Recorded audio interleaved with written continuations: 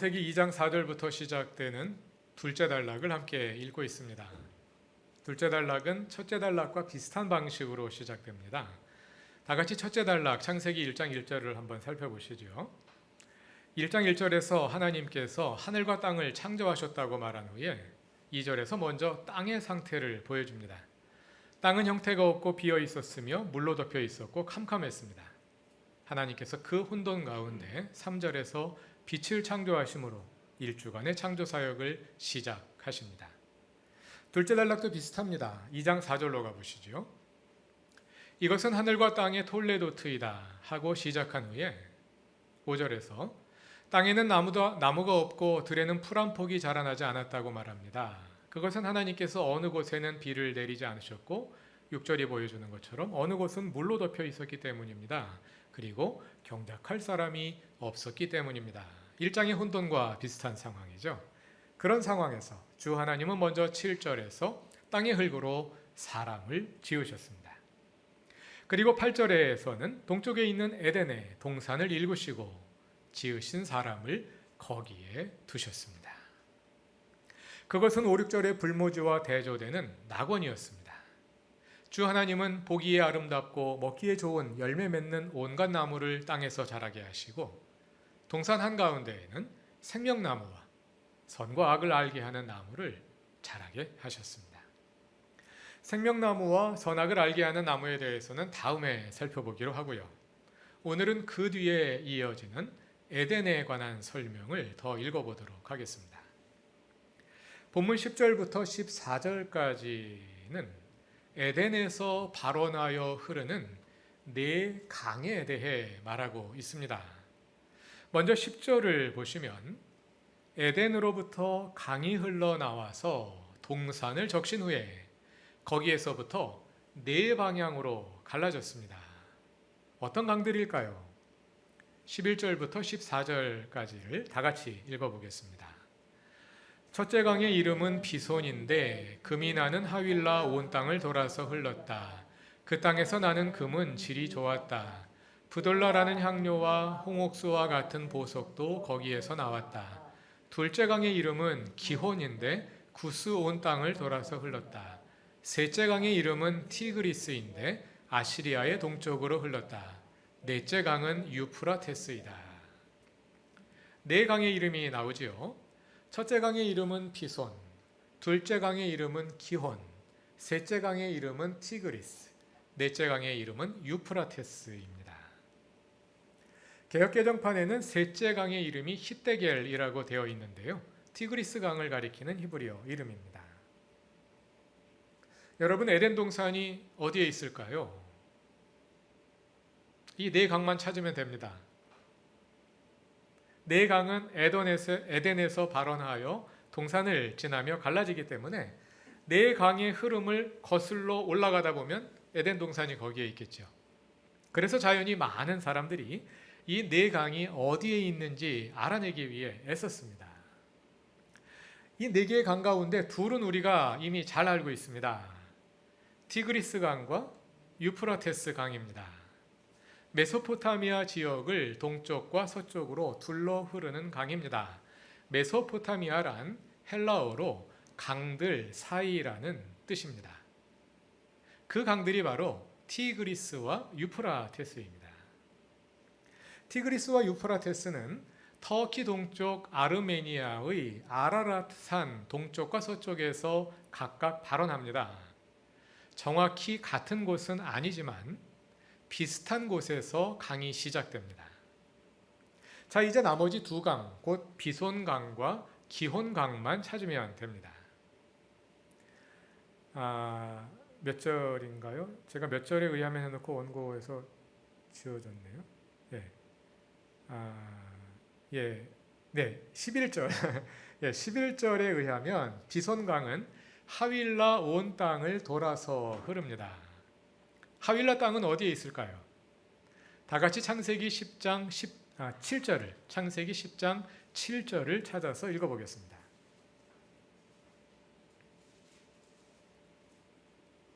(10장 7절을) 다 같이 읽습니다.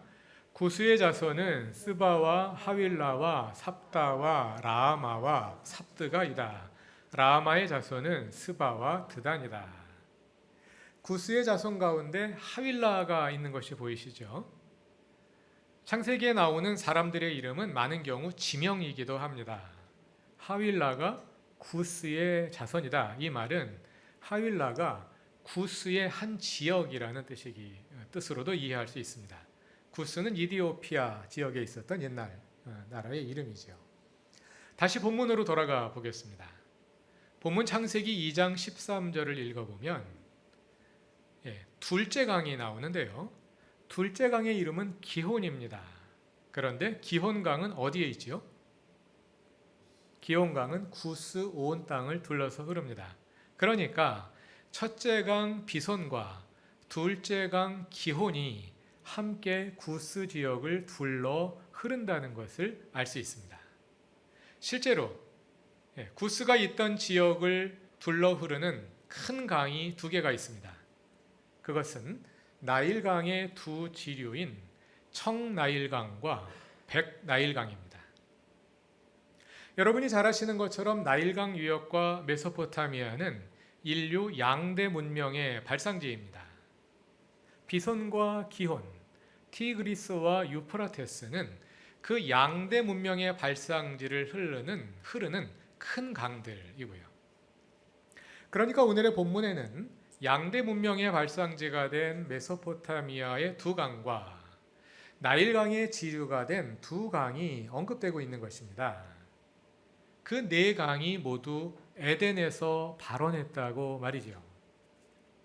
이를 통해서 아마도 본문은 인류의 찬란한 문명의 젖줄기가 모두 에덴에서 발원했다고 말하고 있는 것이 아닐까 생각됩니다. 자, 그런데 한 가지 문제가 있죠. 티그리스 강과 유프라테스 강은 북쪽 아르메니아에서 기원하여 남쪽으로 흘러내려와 페르시아만을 통해 인도양으로 유입됩니다. 그러나 나일강은 적도 부근에서 발원하여 북쪽으로 흘러가서 지중해로 유입됩니다. 이스라엘에서 볼 때 티그리스와 유프라테스는 동북쪽에 있는 강들이고 나일강은 남서쪽에 있는 강들입니다. 전혀 다른 곳에서 발원하여 서로 만나지도 않습니다. 두 강이 서로 만나려면 각각 지중해와 인도양으로 흘러간 후에 아프리카 대륙을 돌아서 아마 대서양 저 뒤쯤이나 이르러야 두 물이 만날 수 있을 것입니다. 자, 그러니까 이거 창세기 내용과 다르단 말이에요. 그래서 비손강과 기온강이 거기가 아니라고 판단하고 다시 다른 곳에서 두 강을 찾으려는 여러 시도들이 있었습니다. 그러나 적어도 창세기의 에덴 동산과 함께 언급될 정도라면 그냥 실개천은 아닐 테고 인류 문명사적 중요성을 가질 만한 큰 강이어야 할 텐데요. 티그리스와 유프라테스와 비슷한 곳에서 발원하는 그런 강은 없습니다. 그래서 어떤 사람들은 인도의 인더스 강과 겐지스 강이 비손과 기혼이라고 주장하기도 했고요. 티그리스 유프라테스와 함께 페르시아만으로 흘러들어가는 말라버린 강줄기 두 개의 흔적을 찾아내서 에덴 동산이 페르시아만 연안에 있다거나 아니면 노아의 홍수 때 페르시아만 바다 밑으로 가라앉았다고 주장하는 사람들도 있습니다. 그런가 하면 유대인들 가운데는 에덴이 원래 예루살렘 부근에 있고 거기서 발원한 강들이 동산을 지나면서 땅으로 스며들었다가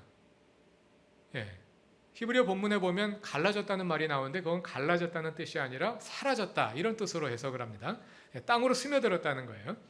예루살렘에서 땅으로 스며들었다가 다시 올라와서 다시 땅속을 통해서 하나는 저쪽 아르메니아 쪽으로 올라와서 샘이 터져 나와서 티그리스 강과 유프라테스 강이 되고 또 하나는 적도 부근에서 터져 나와서 청나일 강과 백나일 강이 됐다. 이렇게 주장하는 사람들도 있습니다. 유대인들 가운데 예루살렘에 에덴이 있었다 하고 주장하는 유대인들 가운데 그런 분들이 있고 또 거기에 동조하는 사람들도 있습니다. 그러나 이것은 상상일 뿐 지리적 사실이라고 받아들이기는 어려울 것입니다. 결론적으로 지구상에서 에덴 동산을 찾으려는 인류의 모든 시도는 실패했다고 말할 수 있겠습니다. 창세기를 읽으며 알게 되는 이러한 점들은 우리가 창세기를 읽으며 무엇을 기대하며 읽어야 하는가, 어떤 기대를 하며 창세기를 읽는 것이 좋을까 하는 질문을 다시 던지게 합니다. 우리는 창세기 첫 단락에 나오는 1주간의 창조 이야기를 읽으면서 그 내용이 여러 가지 점에서 우리가 알고 있는 과학적 사실과 다르다는 점을 확인했습니다. 마찬가지로 오늘의 본문을 통해 확인하는 것은 창세기 2장에 담겨 있는 지리적 서술을 우리가 알고 있는 지리적 사실의 테두리 내에서 이해할 수 없다는 것입니다. 그 외에도 창세기 1장과 2장 사이에 사실적으로 조화시키기 어려운 내용이 있습니다. 창세기 1장을 보면 하나님은 창조의 넷째 날 공중에 새들을 만드셨습니다. 넷째 날 새들을 만드셨고 다섯째 날 공중에 새들을 만드셨고 여섯째 날 동물들을 만드셨습니다. 그리고 나서 마지막으로 사람을 만드셨습니다. 다섯째 날 새, 여섯째 날 동물, 그 다음에 남자와 여자 이렇게 만드셨죠. 자, 그런데 창세기 둘째 단락으로 오면 다릅니다. 먼저 하나님께서 땅의 흙으로 아담을 빚으신 이야기가 창세기 2장 7절에 나옵니다. 그리고 뒤로 가서 19절과 20절을 보시죠. 2장 19절과 20절을 보시면 하나님께서 들의 모든 짐승과 공중의 모든 새를 흙으로 빚어서 만드셨습니다. 그리고는 그것들을 아담에게 이끌고 오셔서 이름을 짓게 하셨습니다. 그리고 나서 21절 이하에서 하와를 만드셨습니다. 창세기 1장에서는 다섯째 날 새를 만드시고 여섯째 날 동물을 만드신 다음에 마지막으로 남자와 여자를 만드셨다고 나오죠. 새들은 말씀으로 지으셨고 동물들은 땅으로 하여금 내게 하셨습니다. 자, 그런데 2장에서는 먼저 남자를 만드시고 그 다음에 동물과 새를 함께 만드신 다음에 마지막으로 여자를 만드셨습니다. 사람과 동물과 새 모두 흙으로 빚어서 만드셨습니다. 하와는 아담의 갈비뼈로 만들었고요. 사실적으로 분명히 다르지요. 이 문제를 어떻게 해결해야 할까요? 이 두 가지 서로 다른 사실을 조화시킬 수 있을까요? 이렇게 우리가 창세기를 읽으면서 발견하게 되는 사실성의 문제에 대해서 지금까지 많은 그리스도인들이 사용해온 해결 방법은 이런 것이었습니다.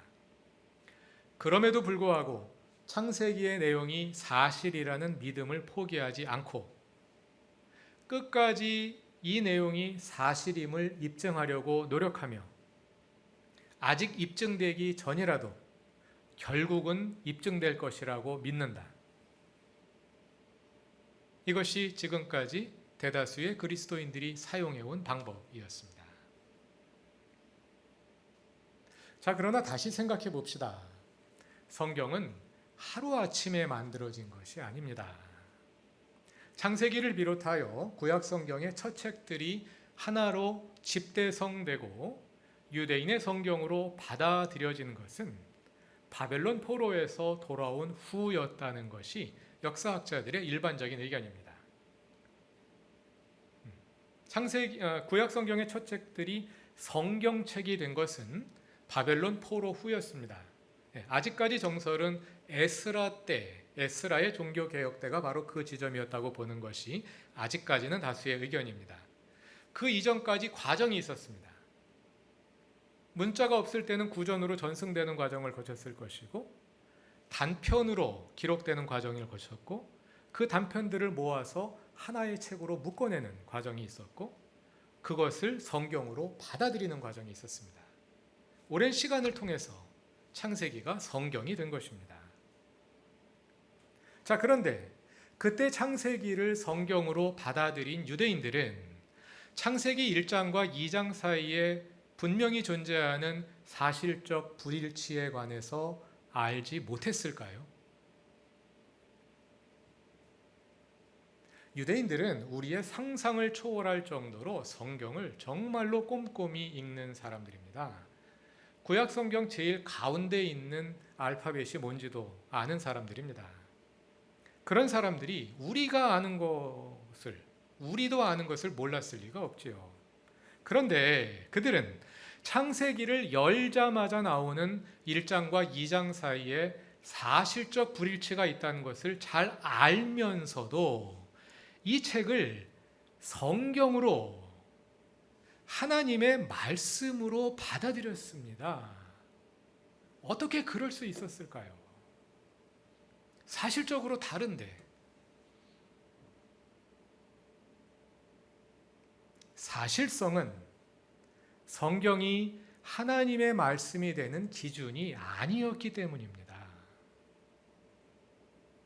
창세기에 기록된 내용이 모두 과학적, 지리적, 역사적 사실이기 때문에 하나님의 말씀이다.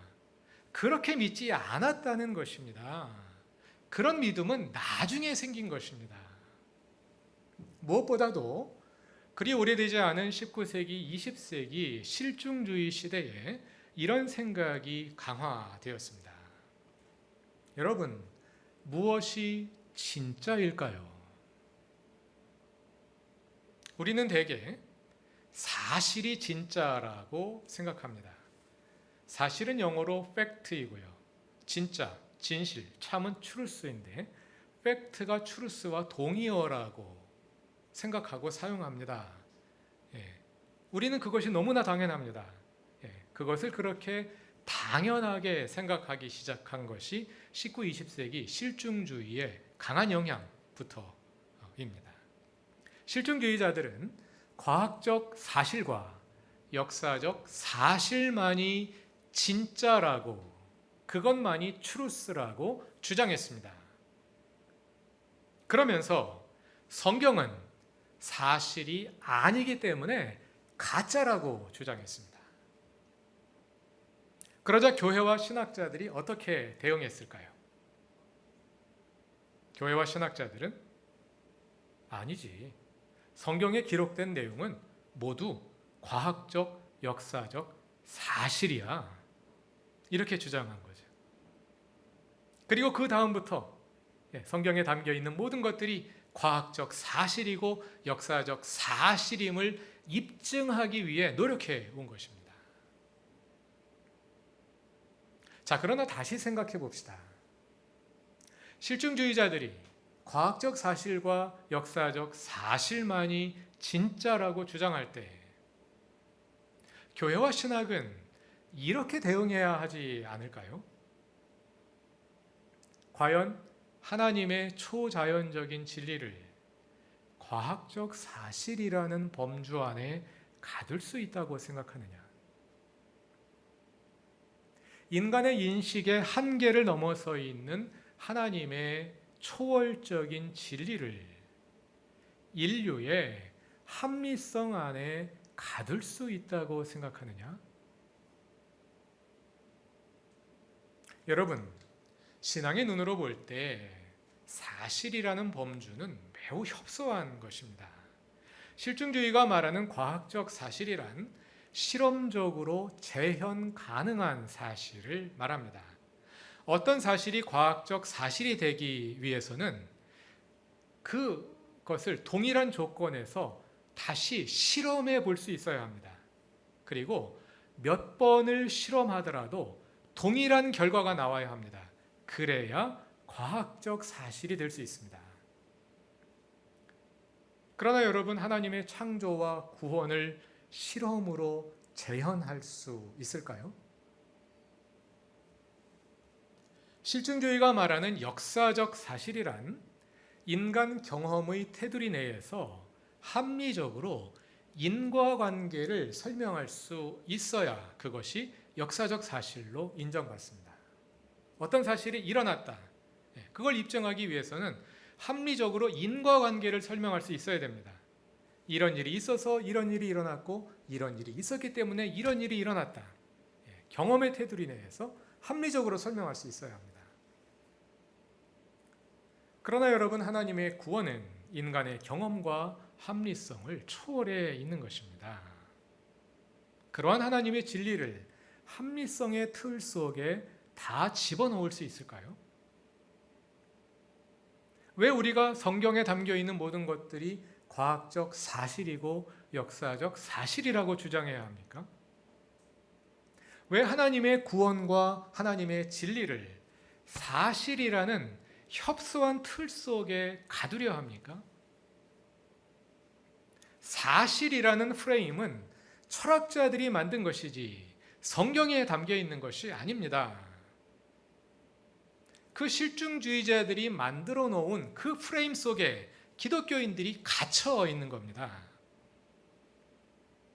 성경을 철학의 틀에 맞추려 하기보다는 성경의 기준으로 성경을 읽는 것이 옳습니다. 다시 본문으로 돌아가 봅시다. 지리적 사실성이라는 협소한 틀로부터 좀 더 자유로운 통찰력으로 본문을 다시 읽고 본문이 주는 메시지를 찾아봅시다. 다 같이 에스겔서 47장을 찾아보겠습니다.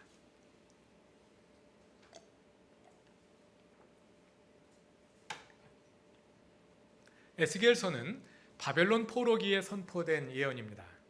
그 가운데 에스겔이 본 성전의 환상이 담겨 있는데요. 그 시대 예루살렘 성전은 이미 파괴되고 없었습니다. 에스겔이 본 것은 종말에 이루어질 새로운 성전입니다.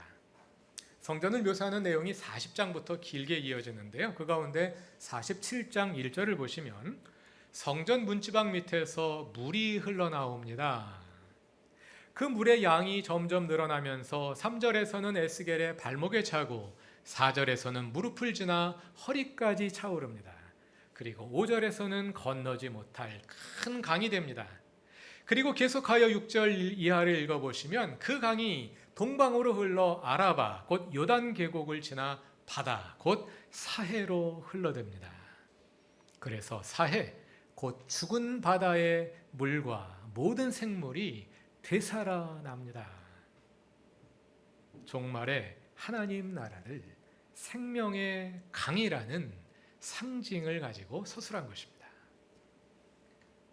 자, 이제는 다 같이 요한계시록 22장으로 가보겠습니다. 성경 맨 뒷장입니다.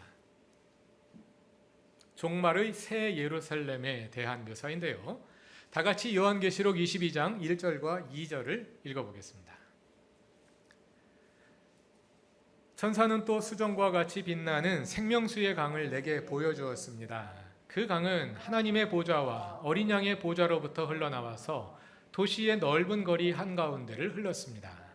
강 양쪽에는 12종류의 열매를 맺는 생명나무가 있어서 달마다 열매를 내고 그 나뭇잎은 민족들을 치료하는 데 쓰입니다.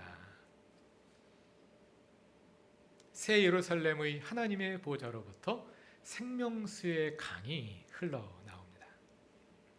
여러분, 창세기 2장에 나오는 에덴에서 발원한 네 갈래로 갈라지는 강에 대한 서술이 에스겔의 성전과 계시록의 새 예루살렘에 대한 묘사와 통하는 점이 많다고 생각되지 않습니까? 에스겔서는 포로 생활 중에 선포된 예언의 모음집이고 창세기에도 포로 생활의 경험이 반영되어 있다는 것이 구약 성서학계의 중론입니다. 같은 시대에 같은 그림을 한 책은 창조의 모습으로 그리고 다른 책은 종말의 모습으로 그린 것입니다. 창조와 종말은 역사의 양극단입니다. 우리의 시간적 사고 내에서는 만날 수 없는 창조는 과거로 무한히 뻗어나가는 지점에 있고 종말은 미래로 무한히 뻗어나가는 지점에 있으니까 절대로 만날 수 없는 지점이지요. 그러나 신앙적으로 보자면 창조와 종말은 같은 지점입니다. 왜냐하면 창조와 종말은 모두 시간을 초월해 있는 하나님의 영역이기 때문입니다. 창조 그 너머 거기에는 시간이 있지 않고 초월이 있습니다. 정말 그 너머 거기에는 시간이 더 이상 존재하지 않고 초월이 있습니다. 같은 지점입니다. 그래서 인류의 기원을 말하는 창세기와 인류의 종말을 말하는 요한계시록 사이에 공통점이 많습니다. 우리가 기원한 그 지점이 바로 우리가 돌아갈 지점이기 때문입니다. 내강의 발원지가 에덴이듯이 인류의 기원은 에덴에 있습니다. 그리고 우리는 우리의 출발 지점인 그 에덴으로 돌아갈 것입니다. 인류 문명의 젖줄인 4개의 강이 에덴에서 발원한 것처럼 우리의 생명도 그곳에서 발원합니다. 그것이 우리의 영원한 본향입니다. 그러므로 우리는 계속하여 그곳으로 돌아가야 합니다. 처음 가는 곳에서 길을 잃으면 길을 찾는 가장 좋은 방법은 출발한 지점으로 돌아가서 길을 다시 시작하는 것입니다. 인류가 문명사적 위기를 맞이하고 있습니다. 인류가 길을 잃었습니다. 지금 우리에게 필요한 것은 우리가 기원한 그 지점으로 인류 문명의 젖줄기가 발원한 그 지점으로 돌아가는 것입니다. 인류 문명의 시작인 에덴으로 돌아가서 거기에서부터 다시 시작하는 것입니다. 에덴은 물리적 공간에 있지 않습니다. 그래서 지도에 표시할 수 없습니다. 그러나 우리의 믿음의 지도에는 에덴이 있습니다. 그 에덴은 지리적 공간에 고정되어 있지 않습니다. 그래서 우리는 생각지 못하던 곳에서 그리고 기대하지 않던 때에 우리의 삶 속에서 에덴을 경험하곤 합니다. 그 경험이 궁극적으로 가리키는 그곳, 우리 경험의 손가락 말고 그 경험이 궁극적으로 가리키는 그곳 에덴은 하나님께서 우리를 창조하신 곳이고 우리가 하나님과 처음 관계를 맺은 곳이고 그래서 끊임없이 생명수가 흘러나오는 곳입니다. 그 에덴으로 돌아갑시다. 그리고 그곳에서 다시 시작합시다. 그곳으로부터 흘러나오는 젖줄에 입을 대고 목을 축입시다. 거기에 생명이 있습니다. 그 생명으로 그 영양분을 받아 다시 시작합시다. 다시 시작해야 할 때입니다. 그곳으로 돌아가 지혜를 얻읍시다. 우리를 지으시고 끊임없이 생명과 지혜를 공급하시는 하나님께 감사드립니다. 하나님의 이끄시고 돌보시는 은혜가 사랑하는 그루터기 교회의 모든 교우들과 함께 계시기를 바랍니다. 다 같이 기도드리겠습니다. 우리의 생명의 근원이 되시는 하나님, 인류 문명의 위기 속에서 다시 우리의 출발점을 바라봅니다. 하나님께서 아름답게 지으셨던 창조 세계의 샬롬과 주님께서 우리의 코에 가까이 불어넣으셨던 생명의 호흡을 생각합니다.